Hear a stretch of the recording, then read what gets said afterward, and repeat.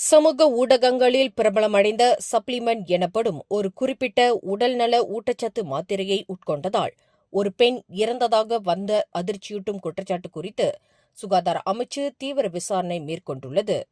முதற்கட்ட ஆய்வில் சருமத்தை வெண்மையாக்க உதவும் என்று கூறப்பட்ட அந்த பொருளில் தடை செய்யப்பட்ட பட்டியலில் உள்ள குளுட்டடைன் இருப்பதை உணவு பாதுகாப்பு தரத்திட்டம் வாயிலாக உறுதி செய்துள்ளது. இந்த சப்ளிமெண்ட் இணையம் வாயிலாகவும் சமூக ஊடகங்களிலும் விற்பனை செய்யப்படுவது மலேசிய உணவு சட்டம் 1983 விதிகளுக்கு எதிரானது என்பதால் அதன் உற்பத்தியாளரையும் விநியோகத்தையும் கண்டறிய விரிவான விசாரணை நடைபெறுகிறது.